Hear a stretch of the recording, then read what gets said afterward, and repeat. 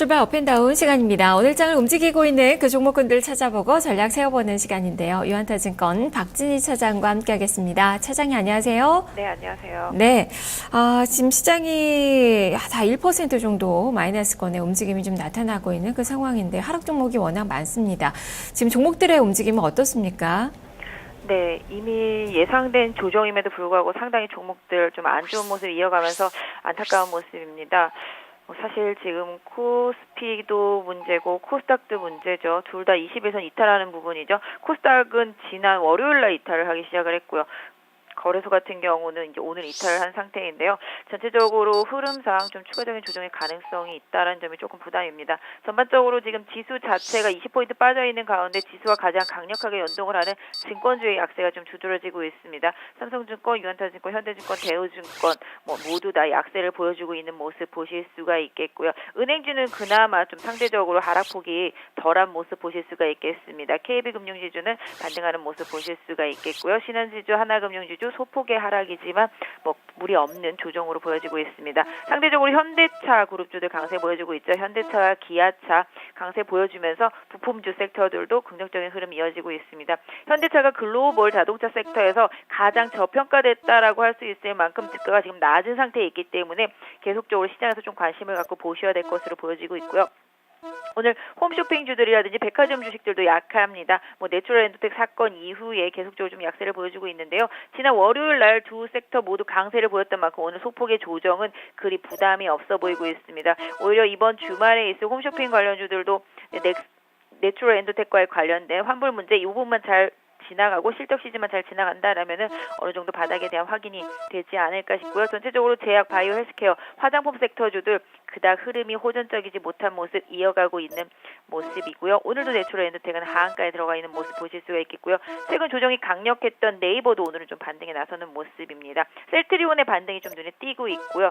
전체적으로 거래소에서는 정유주를 빼면 경기 민감주 섹터들이 대부분 좀 약한 모습 보여주면서 화학주와 건설주 모두 좀 조정에 들어간 모습이고요. 전반적인 흐름상 삼성전자가 지수의 하락을 좀 많이 유도하고 있는 모습 속에서 유가와 관련된 항공주들도 좀 약한 모습 이어가고 있고요. 그동안 상승했던 내수 섹터주들도 지금 순환 하락이 좀 들어가는 모습 속에서 엔터 섹터 내에서 미디어플렉스의 좀 강세가 오늘 좀 돋보인 것 같습니다. 네. 자, 그러면 이제 하락 종목부터 좀 자세하게 이야기 들어보도록 하죠. 지금 롯데케미칼 오늘 많이 좀 밀립니다. 주가가 한 2% 넘게 떨어지고 있는데 21선에 대한 지지력은 좀 볼 수 있을까요? 네, 지금 일단 지지는 받고 있습니다만은 아직 확실한 흐름은 아닙니다. 실질적으로 이런 모습으로 21선 위에서 버티던 종목들이 오늘 많이 빠진 종목들이 많이 있거든요. 코스피 시장에서 보신다라면은 증권주들도 그랬었다시피 그래서 일단 롯데케미칼은 실적이 좋을 거라는 기대감에 이미 많이 땡겨 올라온 상태이기 때문에 아마 차익 매물의 일정 부분 좀 받고 있는 모습인데요. 보유하신 분들은 오늘 25만 원 기준으로 해서 추가 이탈하는지 여기 좀 확인해 주시고요. 만약에 21선 이탈한다라면은 약 한 23만 원 부근까지 좀 조정 가능성도 좀 염두에 두시는 게 좋지 않을까 싶습니다. 네, 그리고 내추럴 엔도텍 여파에 많이 휘청이고 있는 이 홈쇼핑주들 오늘도 세 종목 모두 밀리네요. GS 홈쇼핑, CJ 홈쇼핑, 현대 홈쇼핑 모두 한 1에서 2% 정도 하락권의 움직임이 나오고 있는데요. 이 종목군들도 설명을 해주시죠. 네, 일단 백화점도 지금 조정이긴 합니다만 바닥권에서 좀 소폭 올라온 상태죠. GS 홈쇼핑, CJ 홈쇼핑 다 마찬가지가 될 것 같은데요. 지금 보신다라면은 지금 현재 주가상으로는 상당히 좀 바닥권대에 있는 흐름입니다. CJ 홈쇼핑도 마찬가지고 GS 홈쇼핑도 마찬가지고요. 내추럴 엔도텍 사건 때문에 그로 인해서 어느 정도 좀 매출의 감소 부분이 계속 나타날 수 있다라는 점은 부담이죠. 그리고 그다음에 환불 문제도 이번 주 금요일날 논의가 되기 때문에 이 부분도 부담이 되겠죠. 일단 요것들이 좀 지나가면서 시장에서 좀 잠잠해지면서 실적 발표 나오고 나면은 오히려 좀 확실한 바닥을 잡을 가능성이 높은데요. 그럼에도 불구하고 최근에 홈쇼핑과 백화점주들의 움직임을 보면 그닥 큰 악재의 영향을 많이 받지 않고 있습니다. 그래서 바닥은 어느 정도 좀 확인이 돼가고 있는 과정이다라고 좀 봐주시고요. 두 섹터, 유통 관련 섹터들 경기 회복에 대한 기대감 앞으로 좀 살아나는 내수 섹터 중에서 가장 못 오른 섹터라고 생각한다라면은 은행주나 자동차주처럼 바닥권에서 수급에 크다 변화만 없다라면은 충분히 중장기적인 계획을 세우시고 분할을 해서 매수를 해가실 수도 있는 시점이다라고 생각을 하고 있는데요. 일단은 보유하신 분들은 손절보다는 조금 더 유지를 해보시는 게 좋겠고요. 신규 매수를 노리시는 분들이라면은 백화점이라든지 홈쇼핑 같은 유통 섹터들은 신규 매수들은 이번 주하고 다음 주까지 조금 바닥 잡는 거 한 번 더 확인해 보실 필요가 있을 것 같습니다. 네, 그리고 오늘 가장 어려운 그 업종이 증권 업종입니다. 오늘 개파락한 가운데 지금 업종 지수도 4.5% 넘게 밀리고 있고 지금 대형주들이 5에서 6%가량 하락이 좀 나오고 있는 그 상황인데요.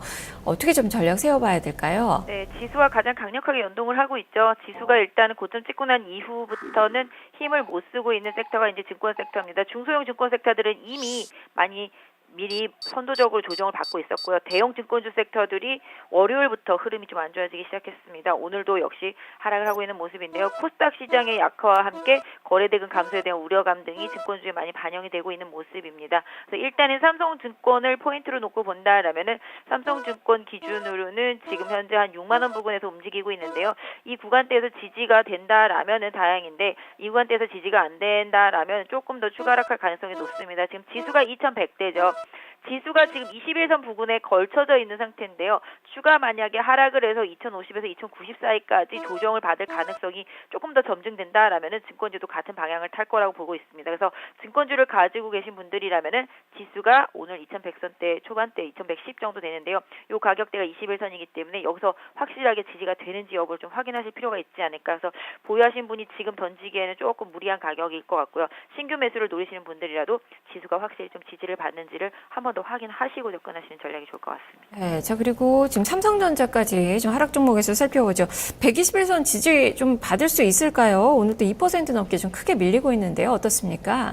네, 오늘 삼성전자, 하이닉스 모두 약세를 보여주고 있습니다. 삼성전자 스마트폰이 상당히 좀 실적을 많이 견인해 줄 것이라고 기대했는데 그다지 지금 팔려나가는 게 좋지 못하다라는 이슈, 중국에서도 계속 밀리고 있다라는 뉴스들이 계속 좀 나오고 있고요. 이런 부분들로 인해서 부품업체들까지 다 안 좋습니다. 그래서 전체적으로 삼성전자 같은 경우는 지금 121선 부근에 멈춰져 있는데요. 약 한 5만 원 부근대가 아마 강력한 지지선대가 될 것 같은데요.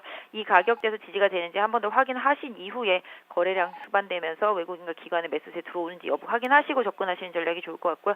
보유하신 분들은 지금 팔기보다는 역시 135만 원 부근 확실한 좀 지지력 한 번 더 확인해 주실 필요가 있지 않을까 싶고요. 아울러서 하이닉스까지 같이 봐드린다라면은 하이닉스도 역시 반등할 때마다 매물이 계속 증가하는 모습입니다. 역시 한 48,000원 강력하게 넘지 못하고 다시 조정받는 모습인데요. 만약 하이닉스를 노리시는 분들이라면은 약 한 45,000원 부근에서 지지력 한 번 더 확인하시고 외국인들의 수급 보시면서 접근하시는 전략 좋을 것 같습니다. 네, 자 이제는 오르고 있는 종목들 보도록 하죠.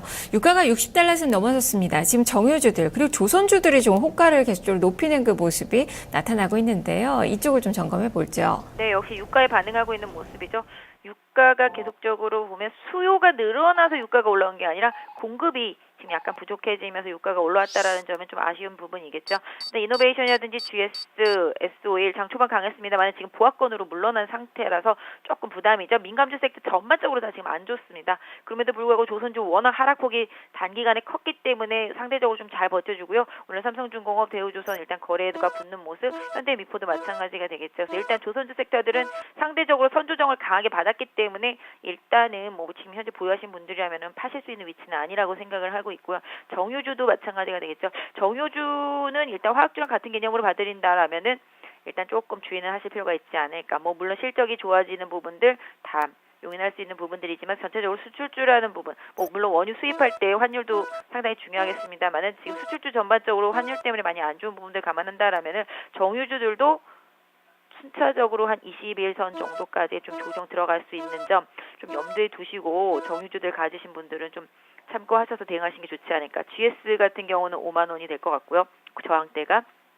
SK이노베이션은 이제 오늘 찍은 고점이 12만 원대 초반이 또 저항대가 되겠죠.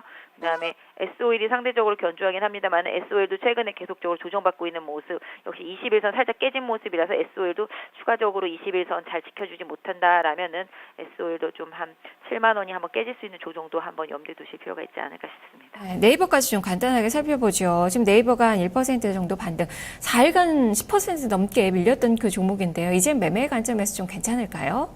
네, 네이버 계속 저희 방송 통해서 안 된다 계속 말씀드렸던 종목이죠. 둥그렇게 휘어지면서 모든 이평선들이 하향하면서 해당 종목이 주가가 60일선을 넘지 못하면서 계속 되밀렸던 상태입니다. 아직까지 어디가 바닥인지는 확실하게 모르겠습니다만은 오늘의 반등이 그냥 반등으로 봐주시는 게 단기적으로 좋지 않을까 싶습니다. 가격적으로는 지금 현재 보신다라면은 63만 원대 강력하게 돌파하고 안착하면서 거래량 실리고 절대 안 빠지는 거 확인하기 전까지는 네이버가 바닥이라고 생각하기는 어렵지 않을까 싶습니다. 궁극적으로 공격적으로 접근하실 수 있는 가격대를 정해드린다면 56만 원대입니다. 56만 원대까지 혹시 급락이 나온다라면은 그때는 한번 공격적인 매수가 가능하지 않을까 싶고요. 지금은 보수적인 방어적인 대응이 가장 좀 중요한 때가 아닌가 싶습니다. 알겠습니다. 말씀 잘 들었습니다. 네, 감사합니다. 네, 신뢰를 가질 수 있는 양봉이 오늘은 아니다라는 그 이야기네요. 네이버까지 점검을 해봤습니다. 출발 업앤다운 박진희 차장과 함께했습니다.